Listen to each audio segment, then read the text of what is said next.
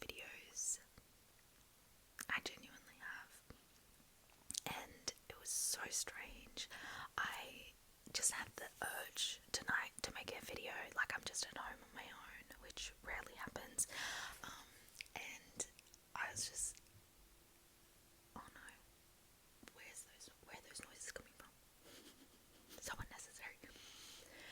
I was, just had this urge to create a video, and I told myself, okay, just like, I'm in my daughter's bedroom, and I was like, just make her bed first, make the bed, and then you're all walk and be make a video.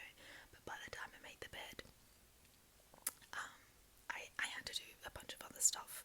It took me like half an hour to actually get the bed on, because the mattress was in the lounge room. It was like a whole sleepover vibe, so it was like a whole mission. Anyway, by the time I actually did it, I was like exhausted, and I was like, I can't be bothered to make a video now. I can't be bothered. But I was like, oh, you know what? I'll just go onto my YouTube and just see, like, am I even logged into that account? Like, I don't know. I just was like, I'll just check my YouTube. And like, my favorite ASMR artist, like, actually the only ASMR creator that I even listen to anymore, and that's a whole other topic, but I only listen to her videos at night now. She had replied to a comment of mine, and I expected it to just be like, yeah, like, because we were talking about a book, and I, like, by the way, I did not know she knows who I am, so I'm just like, she, you know, then there's like this next sentence, and she's like, oh, by the way, I was thinking about you this week, because, you know, she learned about human design through me, which, did I talk about human design in a video? I don't even remember. It does sound like me. I've done I've been doing human design readings for years now. I think I actually started around that time that I was doing these videos. It was about 3 years ago, and I've done like 200 of them since then. Isn't that wild? Anyway, my point is, these videos, when I make them, makes me realize that maybe I do have ADHD, the way I'm just bopping around. I've missed it. I've missed this like stream of consciousness, just sharing. But anyway, like, I was honestly shocked when I saw that, like, what, she's been thinking of me. I've been watching her videos every night the last week. She thought of me. Like, it's really weird, because I actually haven't been watching ASMR videos for a while now, which is so strange, because I've watched them every single night for like 10 years. But this last year, I don't know, I've just been in a better routine with sleep. I've been going to sleep earlier and just listening to brown noise to get to sleep, which I never would have even been able to do before because of just my relationship with sleep. But I've been getting up earlier. I've been going through a really hard period of my life. Like, it's been intense, but I've been getting my shit together, and that's definitely part of it. But anyway, the last couple of weeks, maybe sporadically over the last few months, but the last like 2 weeks, I've been listening to ASMR every night, and I've been listening only to this creator. By the way, her name is, okay, so I don't know how you say it in an American accent, but in an Australian accent, you say Mauve ASMR. So yeah, I was really tripping out that she was like, hi, I just thought of you this week. I'm like, okay, that is a sign. I must make a video. I simply must. I was like, you know what, fuck it. I'm doing it. Like, yeah, so thank you if she ever watches this, which is insane to me if she watches this, because I've been watching her videos for years and years and years. Like, yeah, I don't know, 5 years. Like, I feel like my book taste is so influenced by her. Now I'll just make this whole video about her, but it's incredible, isn't it, how you can watch ASMR, listen to ASMR, and I feel like you're spending so much quality time with somebody, but of course you don't really know them. It's a parasocial relationship, but just so bizarre that, someone who I'm like, oh, they'll never know who I am, actually knows who I am. But yeah, I have been so influenced by her reading suggestions, and I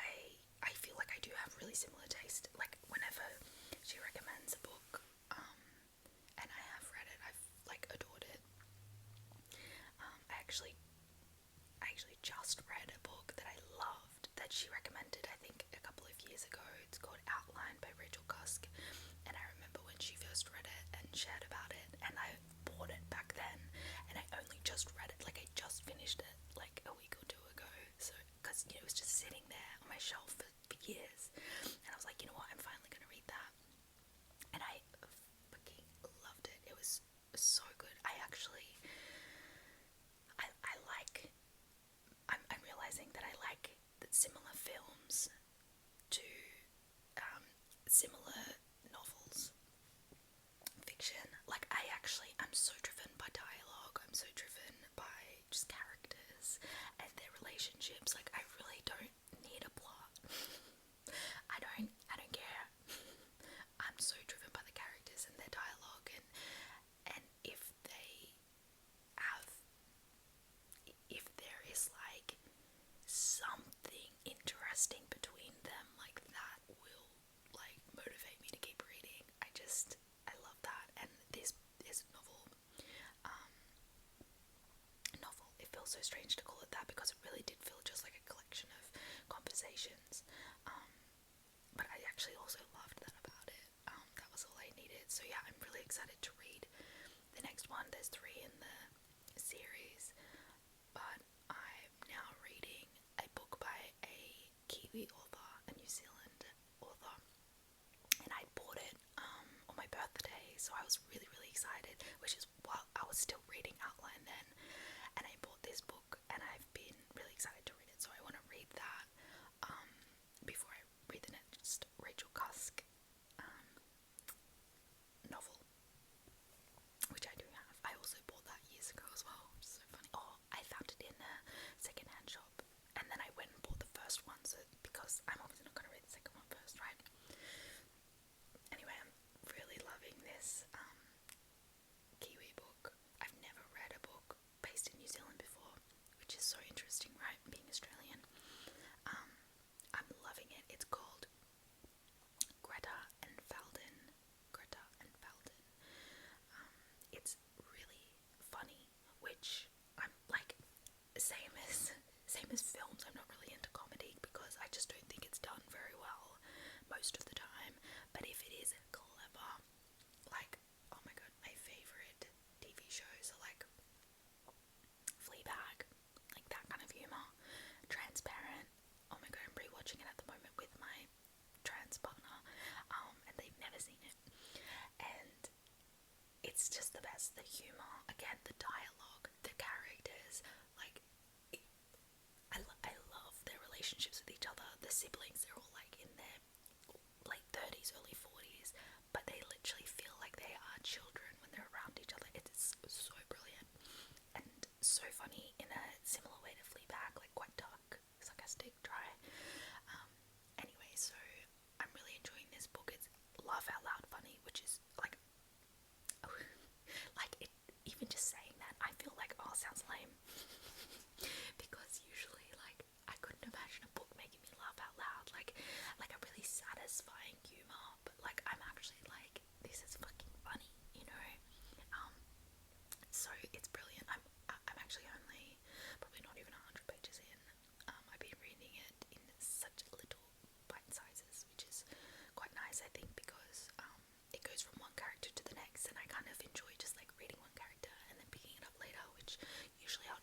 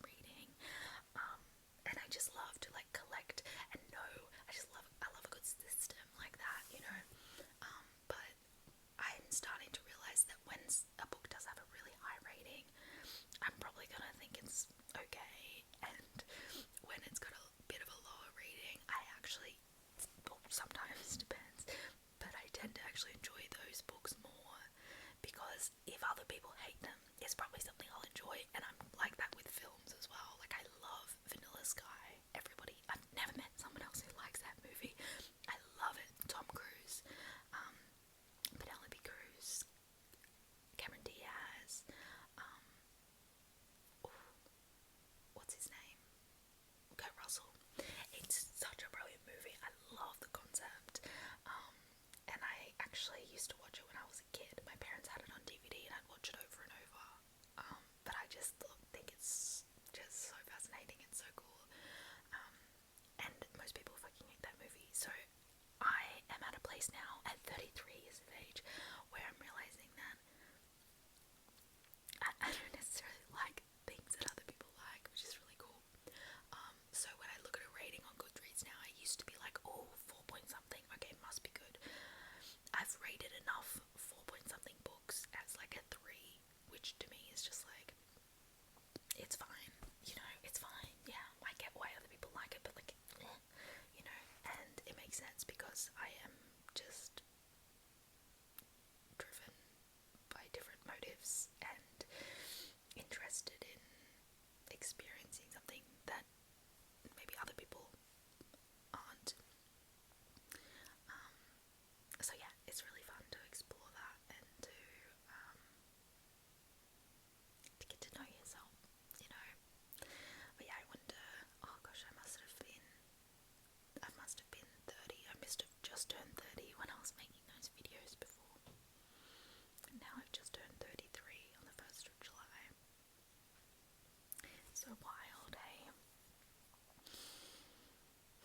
Wow, I can't believe I've just been talking 13 minutes straight. Like, I'm only now thinking, oh, what should I talk about? It's like, well, what have I been talking about?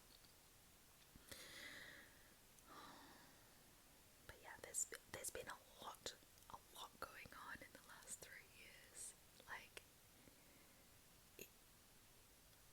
it's been wild. I think I went through such a period of expansion and excitement and aliveness that I didn't have time to make these videos. My life was too busy, my life was too exciting, I was like doing too much, I was on the road, my business was successful. Yeah, there was so much movement and aliveness. Like, it really, about 2 years of that was just so exciting, and yeah, my business just being really busy and fruitful. I ran a retreat in Bali. I lived in Bali for 7 months. I ran workshops in Melbourne, Sydney, Perth, 2-day workshop in Sydney, multiple workshops in Melbourne. I went to Hawaii. I think that's probably where I left you, actually. I think I deleted or privated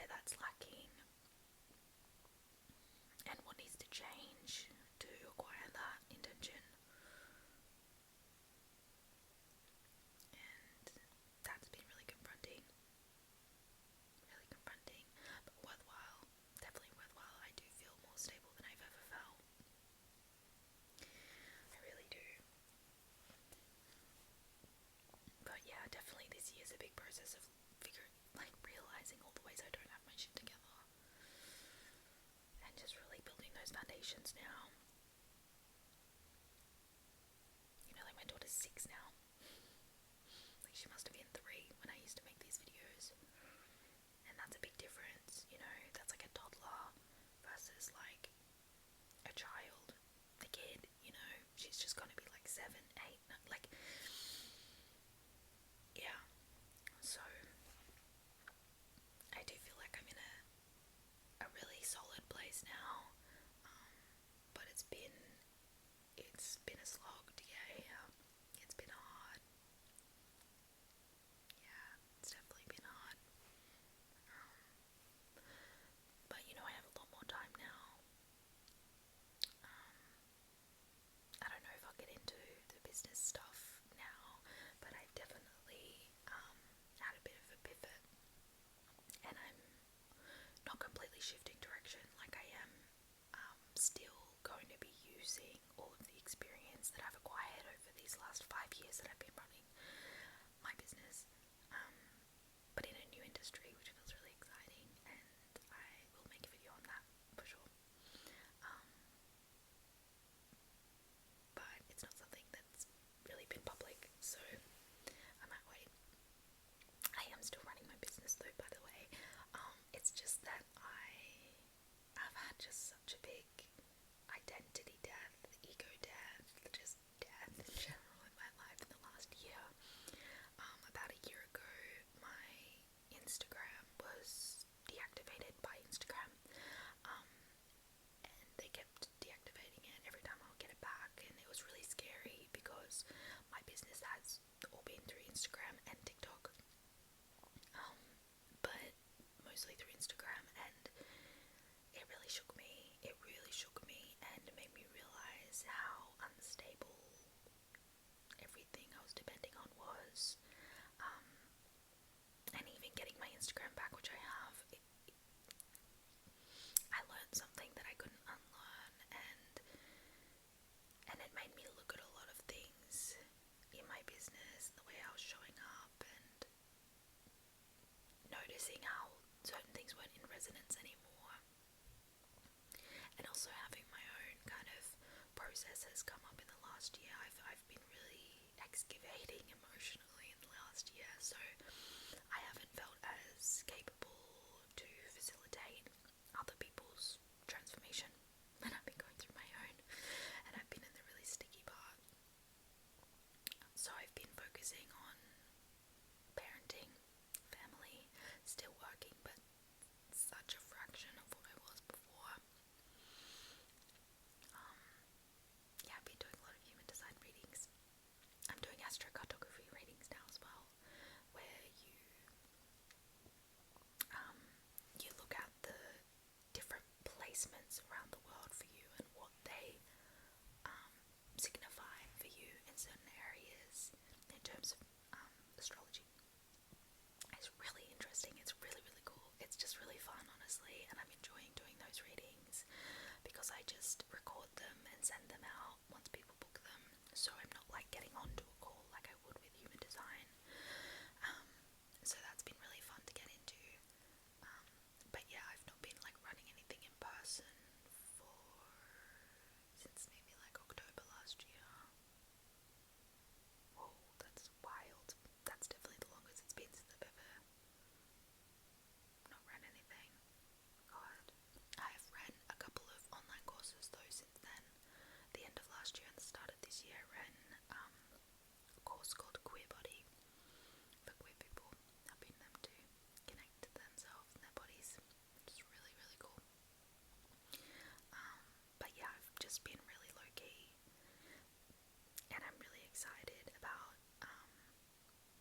the industry that I'm about to get into. But yeah, I'll definitely be using all of the experience that I've gained in the last 5 years, and yeah, using it in an industry that I've dabbled in and I love and I've always wanted to work in, so it feels really right, and now it's making sense why I've gone through this massive death, even though it was really hard at the time. But yeah,